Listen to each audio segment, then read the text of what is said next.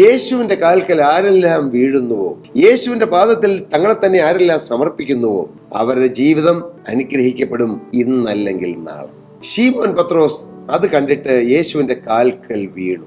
ശീമോന്റെ ശൂന്യമായ പടക് നിറഞ്ഞിരിക്കുന്നത് ശീമോൻ കണ്ടു. അതുവരെയും മീനില്ല. പക്ഷെ യേശുവിന്റെ വചനം കേട്ട് മുന്നോട്ട് പോയപ്പോൾ മീൻ നിറഞ്ഞു. എങ്ങനെ? കർത്താവിന്റെ വചനം കേട്ട് നാം മുന്നോട്ട് പോയാൽ നമ്മുടെ ജീവിതത്തിൽ അനുഗ്രഹങ്ങളും സമൃദ്ധിയും സന്തോഷവും സമാധാനവും വരുമെന്നുള്ളത് ആയിരക്കണക്കിനല്ല, പതിനായിരക്കണക്കിനല്ല, കോടിക്കണക്കിന് ജനങ്ങളുടെ അനുഭവമാണ്. ഇതുവരെയും സ്വന്തം ഇഷ്ടപ്രകാരം ജീവിച്ചു, സ്വന്തം ഇഷ്ടപ്രകാരം പ്രവർത്തിച്ചു, സ്വന്തം ഇഷ്ടപ്രകാരം വലവീശി, സ്വന്തം കഴിവും സ്വന്തം പ്രാപ്തിയും സ്വന്തം പാരമ്പര്യങ്ങളും സ്വന്തം പരിചയങ്ങളും വെച്ച് എല്ലാം ചെയ്തു. പക്ഷെ അതുകൊണ്ട് ഒന്നും നേടാൻ കഴിഞ്ഞില്ല. ഞാൻ സ്നേഹത്തോടെ നിങ്ങളോട് ചോദിക്കട്ടെ, നിങ്ങളുടെ സ്വന്തം കഴിവിൽ ആശ്രയിച്ച്, സ്വന്തം ബുദ്ധിയിലും സ്വന്തം സാമർഥ്യത്തിലും സ്വന്തമായ പാരമ്പര്യത്തിലും പരിചയത്തിലും ആശ്രയിച്ച് നിങ്ങൾ പലതും ചെയ്തിട്ടും പരാജയപ്പെട്ട് കഴിയുന്നവരാരെങ്കിലും ഉണ്ടെങ്കിൽ സ്നേഹത്തോടെ എളിമയോടെ ഞാൻ നിങ്ങളോട് പറയട്ടെ, നിങ്ങൾ യേശുവിന്റെ വചനമനുസരിച്ച് ഓരോ സ്റ്റെപ്പും വെക്കൂ.